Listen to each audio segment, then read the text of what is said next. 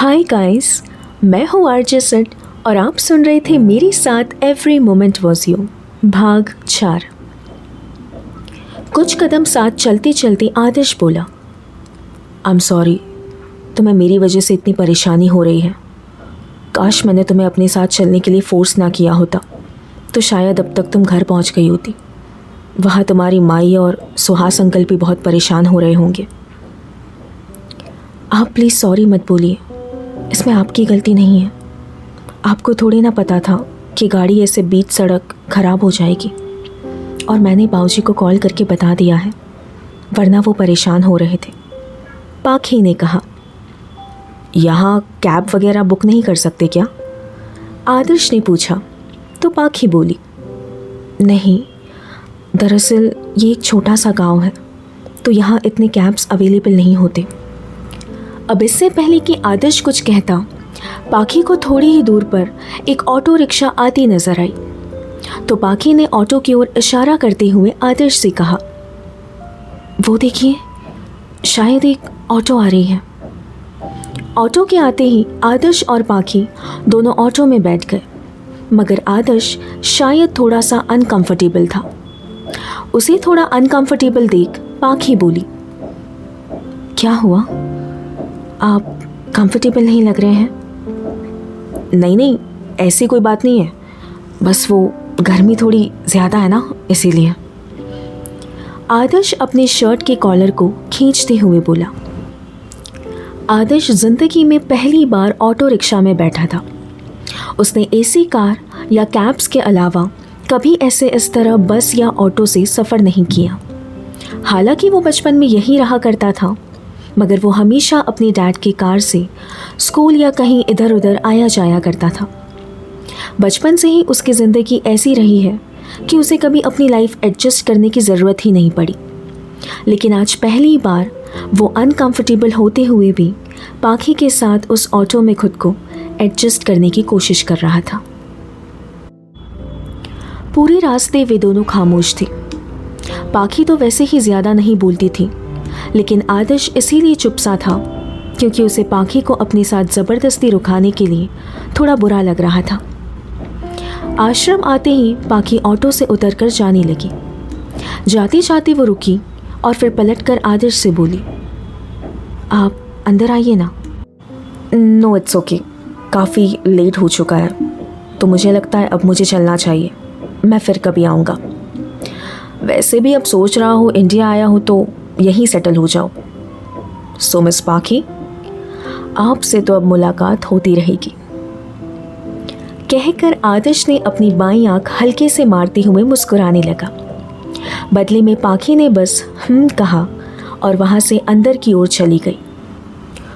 ऊपर अपने कमरे की खिड़की पर खड़ी सुहास जी ने देखा तो मन ही मन कुछ सोचते हुए उनके चेहरे पर थोड़े अजीब से भाव उभर आए। पाखी के अंदर जाते ही आदर्श भी उसी ऑटो से अपने घर की ओर निकल गया। घर आते ही वो सीधे अपने कमरे में चला आया। फिर वो फ्रेश होकर अपना फ़ोन चेक करने लगा। फ़ोन चलाते हुए वो अपने कमरे से लगकर बालकनी की तरफ आया। फ़ोन चेक करते हुए उसे पता चला कि उस पर ना तो अलीना की कॉल आई थी और ना कोई मैसेज। ऐसा शायद पहली बार हो रहा था कि पूरा दिन गुजर गया हो और आदर्श की बात अलीना से ना हुई हो।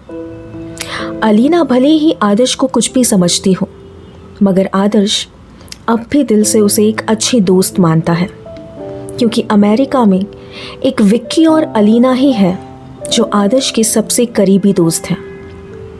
दिन भर बात ना होने की वजह से आदर्श ने अलीना को कॉल लगाया। देर तक रिंग बजती रही, मगर अलीना ने उसकी कॉल रिसीव नहीं की। फिर थक कर आदर्श ने अपना फ़ोन बाजू में रखे सोफे पर फेंक दिया। वो अलीना से बात करना चाह रहा था, मगर उसके जहन में बार बार बस पाखी का चेहरा, उसकी मासूमियत ही आ रही थी। पाखी के बारे में सोचते हुए वो कुछ सोचने लगा। फिर खुद से बड़बड़ाते हुए बोला, आखिर मैं उसके ज़ुबान से आई लव यू कैसे बुलवाऊँ? But why she is not interested in me? I mean, मैं टॉल, स्मार्ट और इतना हैंडसम हूँ। क्या सच में उसे कुछ फील नहीं होता? या फील होता है पर बताती नहीं है। I need to find out. और मैंने उससे ये क्यों कहा कि मैं इंडिया सेटल होना चाहता हूँ? What's wrong with me? ये क्या हो रहा है मुझे? मैं क्यों उसकी ओर खींचा चला जा रहा हूँ? उफ आदर्श, तुझे उसे अपने प्यार में पागल करना है, ना कि खुद उसके पीछे पागल होना है। पाखे के लिए जो एहसास वो अंदर ही अंदर महसूस करने लगा था, उसे वो खुद भी नहीं समझ पा रहा था। देखते ही देखते एक हफ्ता यूं ही गुजर गया।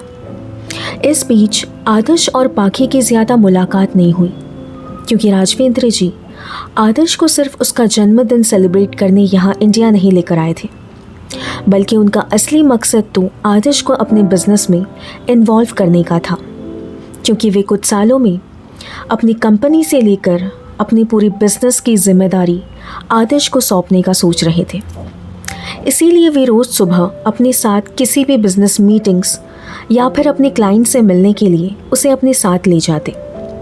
हालांकि आदर्श को इन बिजनेस मीटिंग्स वगैरह से सख्त चिढ़ होती थी, मगर उसे इसी बहाने यहाँ वहाँ अलग अलग जगहों पर घूमने का मौका मिल रहा था, तो उसे ये सारी चीज़ें भी मंजूर थी। और मंजूर हो भी क्यों ना, बिजनेस मीटिंग्स तो सिर्फ चंद घंटों की होती थी, बाकी घंटे तो वो वहाँ से पब्स या फिर डिस्को में जाकर एंजॉय करता था। बस इसी शर्त पर तो उसने राजवेंद्र जी को मनाया था। एक सुबह जब नाश्ते की टेबल पर वे तीनों नाश्ता कर रहे थे, तो सुषमा जी खाते हुए कहने लगी, सुनिए, अगर आपके सारे बिजनेस मीटिंग से लेकर अपने सारे क्लाइंट से मिलना जुलना हो गया हो, तो क्या अब हम आपके प्यारे भारत देश से अमेरिका वापस जा सकते हैं? क्योंकि हमें यहाँ आए हुए ऑलमोस्ट एक हफ्ते से ज़्यादा हो चुका है। सो आई थिंक अब हमें अपने घर लौटना चाहिए। आई एम सॉरी सुषमा, मैं तुम्हें बताना भूल गया। एक्चुअली मैं जिस बिज़नेस डील के लिए यहाँ आया था, उसे फ़ाइनल करने के लिए मुझे कुछ दिन यहाँ और रुकना होगा, लेकिन मैंने तुम दोनों की फ़्लाइट्स की टिकट बुक कर दी है, तो तुम दोनों कल वापस चले जाना, राजवेंद्र जी ने कहा। ये सुनकर आदर्श मन ही मन कुछ सोचकर एकदम से बोला, नो डैड, आप सिर्फ मॉम को वापस भेज दीजिए, मैं यहाँ आपके साथ रुकना चाहता हूँ। आदर्श की बात सुनकर सुषमा जी के गले में खाना अटक गया और राजवेंद्र जी भी आश्चर्य भाव से आदर्श की ओर देखने लगे। खाना हलक में अटकने के कारण सुषमा जी खांसने लगी, तो आदर्श उनके पीठ थपथपाते हुए ग्लास में रखा पानी उन्हें पिलाया। पानी पीकर सुषमा जी बोली, व्हाट्स रॉन्ग विद यू आदर्श, तुम अमेरिका वापस नहीं जाना चाहते? देखो बेटा, आई नो मैं तुम्हें रोज़ ज़बरदस्ती अपने साथ उन बोरिंग बिजनेस मीटिंग में लेकर जाता था ताकि तुम कुछ सीख सको, मगर अब मुझे लगता है कोई भी चीज़ ज़ोर ज़बरदस्ती से नहीं सिखाया जा सकता। इसीलिए जब तुम खुद से चाहोगे तब मैं ये सारी चीज़ें तुम्हें हैंड ओवर कर दूँगा। कल की फ़्लाइट है, तो तुम अपनी मॉम के साथ वापस अमेरिका चले जाना। मैं भी ये डील फाइनल करके कुछ दिनों में वापस लौट आऊँगा, राजवेंद्र जी ने कहा। इट्स ओके डैड, मुझे आपके बिजनेस मीटिंग्स एंड ऑल से कोई प्रॉब्लम नहीं है, बल्कि मैं तो खुद आपसे कहने वाला था कि मुझे आपके यानी हमारे बिजनेस को समझना है। आदर्श पाखे के लिए सफ़ेद झूठ बोल गया, मगर उसके लिए ये कोई नई बात नहीं थी। उसने न जाने कितनी बार ऐसे झूठ बोले हैं, लेकिन आदर्श किसी लड़की के लिए झूठ बोले ऐसा पहली बार हुआ है। आदर्श का जवाब पाकर राजवेंद्र जी के मन में कई सवाल उठे, मगर वे मन ही मन सोचते हुए खुद से कहने लगे, क्या वाकई इसे अपनी जिम्मेदारियों का एहसास है या फिर माजरा कुछ और है? वे ये सब सोच ही रहे थे कि उनका फ़ोन बज उठा। ऑफिस से कोई इम्पॉर्टेंट कॉल थी, तो वो दोनों को एक्सक्यूज़ मी बोलकर वहाँ से उठकर चले गए। उनके जाते ही सुषमा जी आदर्श को खा जाने वाली नज़रों से घूरते हुए कहने लगी, आदर्श, तुम्हें कब से डैड के बिजनेस में इतना इंटरेस्ट आने लगा? देखो बेटा, मुझसे बेहतर तुम्हें कोई नहीं जानता, तो मुझे सच सच बताओ, आखिर बात क्या है और ऐसी क्या वजह है कि कल तक जिस इंडिया में तुम कभी आना नहीं चाहते थे, आज उसी को छोड़कर जाना नहीं चाहते? अब असली वजह तो आदर्श सुषमा जी को बता नहीं सकता था, इसीलिए एक सच को छिपाने के लिए उसने एक और झूठ का सहारा लिया। तो वो इस बार इमोशनल होने का नाटक करते हुए बोला, मैं ये कहना तो नहीं चाहता था मॉम, लेकिन आप इतना ज़िद कर रही हैं तो बता ही देता हूँ। हाँ, आप सही कह रही हैं मॉम, मुझे डैड के बिज़नेस में आज भी कोई इंटरेस्ट नहीं है। मैं तो बस इसीलिए यहाँ रुकना चाहता हूँ क्योंकि मुझे इस देश से इन दिनों कुछ लगाव सा हो गया है, अटैचमेंट्स यू नो। हाँ, और डैड भी तो कहते हैं मेरा भारत महान। अब कुछ भी कहो, we are all Indians right.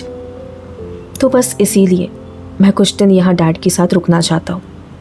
So mom, आप चले जाइए and have a safe journey. Okay bye. कहकर आदर्श बिना सुषमा जी की बात सुने वहाँ से रफू चक्कर हो गया। लेकिन आदर्श, तुम कांट बिलीव दिस, मुझे इनसे तो कोई उम्मीद नहीं थी, बट माय सन, उसे क्या हो गया है? वो कब से देशभक्त हो गया? तुम कुछ भी कह लो आदर्श, लेकिन मैं भी तुम्हारी मॉम हूँ। तुम्हारे यहाँ रुकने की असली वजह तो पता करके रहूंगी। कहकर सुषमा जी गुस्से से पैर पटकते हुए अपने कमरे की ओर चली गई। आज काफ़ी दिनों बाद आदर्श हैप्पी होम आया था। मेन गेट से अंदर की तरफ आते हुए आदर्श की नज़र जब गार्डन एरिया में पाखी को पौधों को पानी देते हुए पड़ी तो वो सीधा उसकी तरफ चला आया।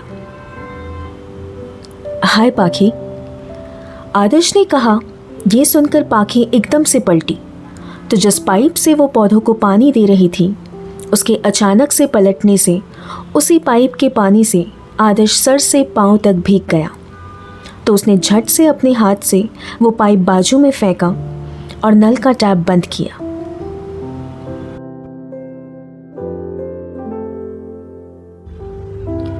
सो गाइस, यहाँ तक की थी पाखी और आदर्श की लव स्टोरी। हम जल्द मिलेंगे कहानी के अगले भाग में। सुनते रहिए अपने आरजे सिड के साथ। एवरी मोमेंट वॉज यू, मेरे हर पल में हो तुम। Bye bye.